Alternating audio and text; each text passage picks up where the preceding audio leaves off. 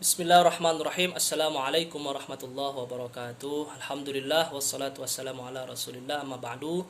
Bapak Ibu yang dirahmati oleh Allah Subhanahu wa taala, ada yang bertanya, ketika masjid-masjid ditutup, adakah amalan yang bisa kita kerjakan di rumah yang itu bisa menghadirkan cinta dan pahala yang banyak dari Allah Subhanahu wa taala?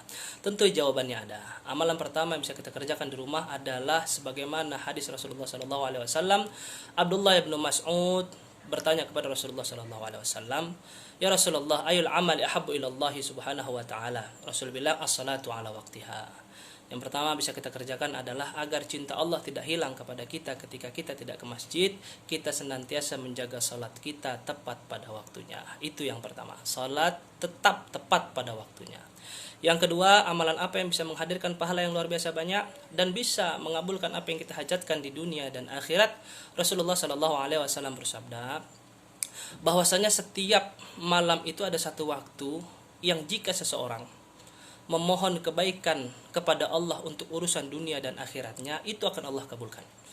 Itu terjadi sepertiga malam. Mungkin dulu ketika kita sibuk bekerja, sebelum ada virus corona ini, jarang sekali kita melaksanakan salat malam. Mungkin sekaranglah waktu yang tepat.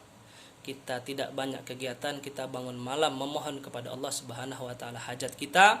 Salah satunya semoga Allah segera angkat virus ini dan kita bisa kembali beraktivitas. Yang ketiga, kita bisa melaksanakan salat qobliyah subuh. Sebelum masuk waktu subuh, sebelum mulai salat subuh, kita bisa melaksanakan yang namanya salat qobliyah subuh atau salat sunnah fajar. Karena Rasulullah Shallallahu Alaihi Wasallam bersabda, 2 rakaat salat sunnah sebelum subuh itu pahalanya lebih baik daripada dunia dan seisinya. Itu yang ketiga. Yang keempat, kita runut waktunya. Pagi hari setelah salat subuh, setelah syuruk masuk waktu duha, kita salat duha. Kita memohon rizki kepada Allah Subhanahu wa taala, yang mana kerja kita juga ditutup, keuangan sulit, kita serahkan segala sesuatunya kepada Allah Subhanahu wa taala dengan cara kita salat duha, agar cara Allah saja yang bermain untuk memenuhi segala hajat dan kebutuhan kita.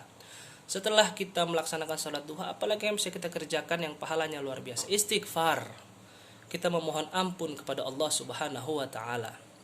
Rasulullah sallallahu alaihi wasallam bersabda, "Man aktsara minal istighfar ja'alallahu lahu min kulli hammin faraja wa min kulli dhaiqin makhraja wa razaqahu min haitsu la yahtasib."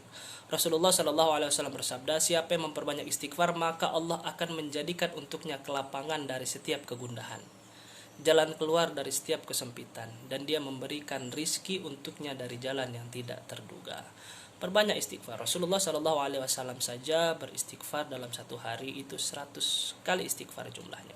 Semoga dengan istighfar kita ini Allah Subhanahu Wa Taala memberikan jalan keluar kepada kita dari setiap kesempitan harta, kesempitan kerjaan tidak ada, dan Allah memberikan kepada kita rizki dari tempat yang tidak terduga dan dengan cara Allah yang maha luar biasa.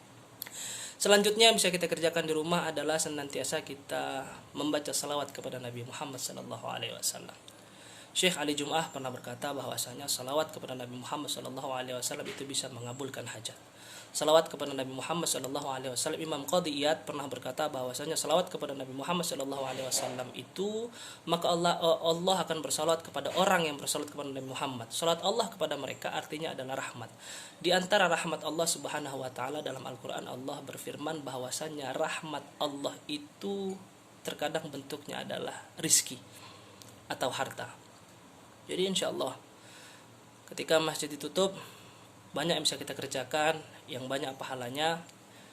Di antara tadi yang sudah saya sampaikan, semoga kita semua mendapatkan ampunan dari Allah Subhanahu wa taala. Semoga virus ini segera berlalu dan semoga kita semua senantiasa bersabar dengan kondisi ini.